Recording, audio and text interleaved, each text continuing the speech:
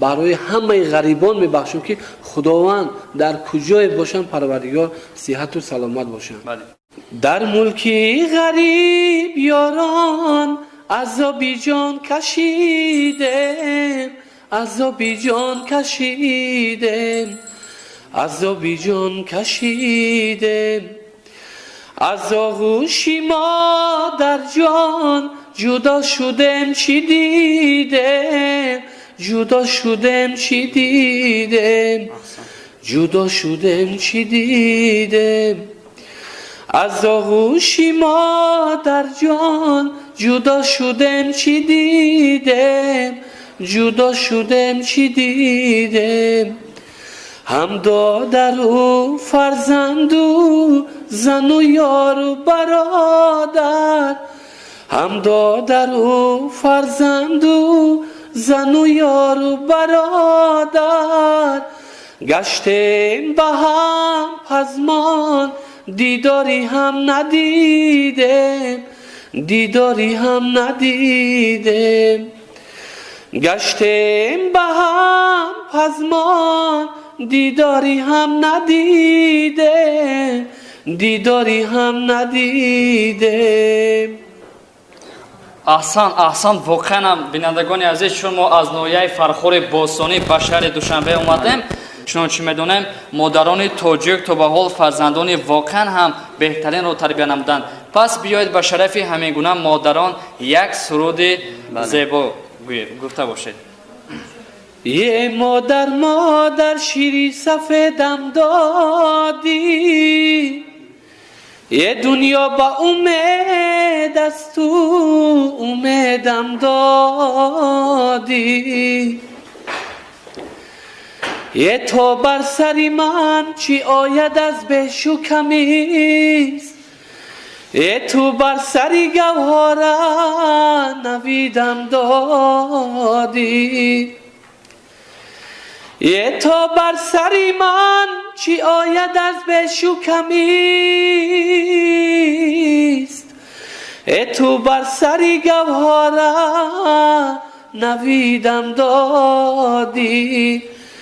یه تو بر سری گوهره نویدم دادی یاره.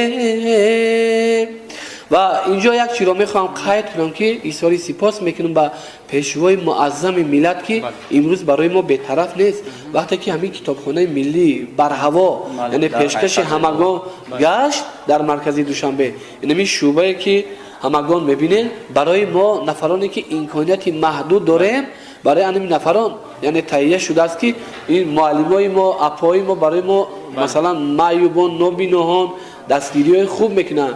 و شما را بازم در دوشنبه شهر عزیز ما خوش آمدید میگیم که امروز دردی من مثلا نابینا رو امروز اجرا کرده آمده یعنی اینتریو گرفته. هر یک نفرانی که کامنتاری می نویسن انشالله فکر میکنم که برای من یعنی چیزی خوب میشود. انشالله باوری دارم که سرپرستای میام که در این اقدام خیریه یعنی دستگیری خوب میکنن. کسانی که سرود و ترانه‌های ما را در کانال یوتیوب ابراهیم اسماعیل زاد یعنی پخش میکنن، گوش میکنن، هنر استعداد ما را، اون سرپرستانی که در علمی اقدام اودیو کنیگ دستگیری دارن، خداوند اونا را دستگیری کنه و مهاجری عزیز خداوند شما را نیز دستگیری کنه. و ما نیز مینداری به واسطه خود را برای کتابخانه ملی جمهوری تاجیکستان جهت آنها که ما را اجازه دادند تا در کتابخانه مرکزی یعنی در کتابخانه ملی جمهوری تاجیکستان برنامه خود را گزارنده باشیم. جهانی سپاس. کم بود عزم جوان مردی در این دنیای پیر، کم بود عزم جوان مردی در این دنیای پیر. هر کی دستی ما بگیرد ای خدا دستش بگیر. خب همدیاران عزیز و ارجمند، همکنون سخن را به یکی از جوانان دیگر فعال جمهوری تاجیکستان امید جان فرخوره میدیم. مرحبا.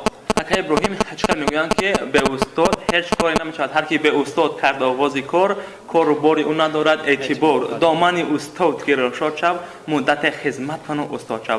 استاد شما در این جوتا کیست که شما را دستگیری میکنند، راهبردی میکنند؟ تشکر زیاد. من وقتی که از خردسالی به همین در گرفتار بودم فیتاهای سرایندگان را گوش میکردم، از جهتی که مخلص بودم استاد صادق خالف را گوش میکردم. баъдан вақте баъд аз хатми мактаби нобиноини ноҳияи ҳисор падарам қобилияти маро дарк намуд, ҳуҷҷатҳоямро ба коллеҷи санъати аҳмад бобоқулов супурд. Дар он ҷо омадум, устодони зиёд буданд, ба ҳамон хусусан устоди азизу арҷуманди ман Дилшод Гулов, ҳунарманди ансамбли шашмақоми кумитаи телевизион ва радио, ки бо оҳанги Анаҳавай ман имрӯз анамо қадри чашми биноро намедонанд, бо таронаи Анаҳавай ман имрӯз яъне машҳур шудам, ҳамагон маро шунохтанд. Ва дар консерватория ҳунарманди шоистаи Тоҷикистон Малимаи азиз Муҳаррама Шарипова, Исмоил Назириев, дигарон маро яъне тарбият карданд ва имрӯз худам зиндагии худамро ба кор будесам.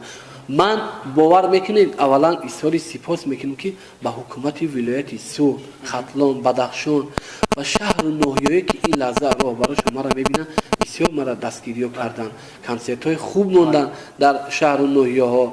Ва ман изҳори сипос мекунам ба анамо аъзои ҳакамоне, ки ҳақ гуфтан дар ами озмуни Тоҷикистон, ватани азизи ман, ман ами таронаи қадри чашми биноро сароидам, мара ҳамагон хуби хуб қабул карданд. Ва имрӯз аз Парвардигор орзу дорам, ки ояндаи мани ҳунарманди нобиноро боз ҳам ба хайр гардону ва имрӯз боз ҳам худованд сабку услуби худамро боз аз ин хубтар гардонам. Иброҳими Исмоилзод, се суол. Оё барномаҳои консертии шумо дар хориҷи кишвар буд ва чӣ чиз шуморо водор сохт, ки бо кормандони шабакаи Ҳамнаво барнома карда бошед?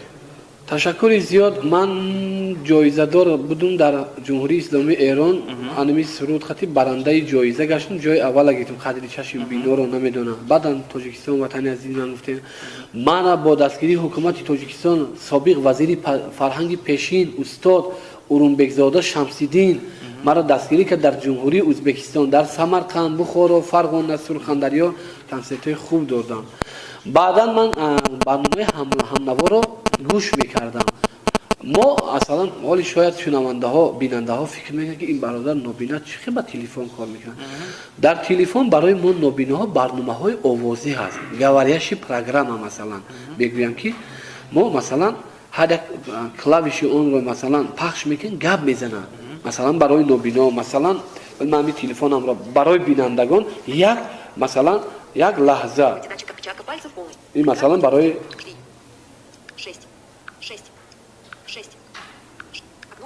ин масалан барои нобиноҳо мушкилӣ нест. ба мо хотир як сарояндаи Диана Грудская, як сарояндаи рус буд. Албатта ами программаҳои овозиро барои мо масалан нафарони нобиноҳо яъне қариб ки дастрас кардем. Баъдан дар ҳамагон давлатҳо пахш шуд. Мо албатта ҳама нобиноҳо бе ягон мушкилӣ ин барномаҳои овозиро масалан кор мекунанд. Фикр мекунам шумо пас аз тамошо кардани барнома бо Фаризаи Дилшод тасмим гирифтед, ки яъне ки бо мо ҳамсуҳбат шавед. Бале. Ман рости беҳад барномаҳои шуморо меписандам ва имрӯз худо хоҳад, ки имрӯз умед дорам, ки барномаҳои ман яъне подписчикои бо хуба пайдо мекунанд, иншоалло просмотрҳои хуб пайдо мекунанд. фикр мекунам, ки ҳамагон маро дастгирии хуб мекунанд ва инчунин барои ҳамагон барномаи мо иншоалло.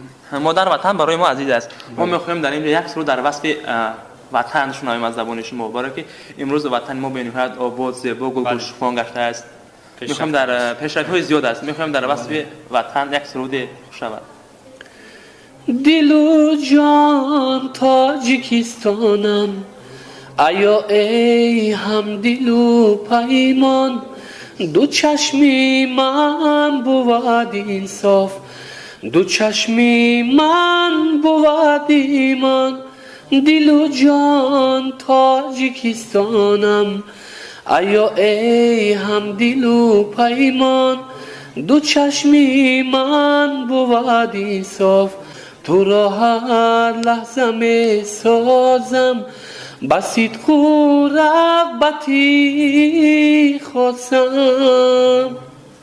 хуб, ташаккури зиёд ака. ягон гуфтаниҳо доред ака? Дар охир ба ҳар якояки бинандаҳои азизу арҷуманд изҳори сипос мекунам.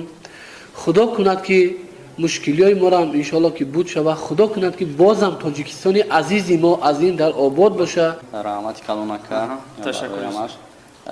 خدا نگهبان هر یک ما و شما باشد. ویدیو را حتما در شبکه‌های اجتماعی پهن کنید تا اینکه دیگران هم ببینند و با خبر شوند و سهم خود را گذارند. بله بینندگان عزیز، در همینجا برنامه با ابراهیم اسماعیل زاد به اتمام میرسد. اگر میخواهید که با شما نیز چنین برنامه ها داشته باشیم پس در کامنت‌ها نویسید.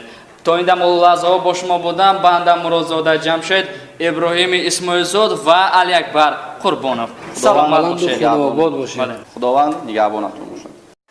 канали мо дар сомонаи YouTube ҳамнаво обуна шав ва аз видеоҳои нав бохабар бош.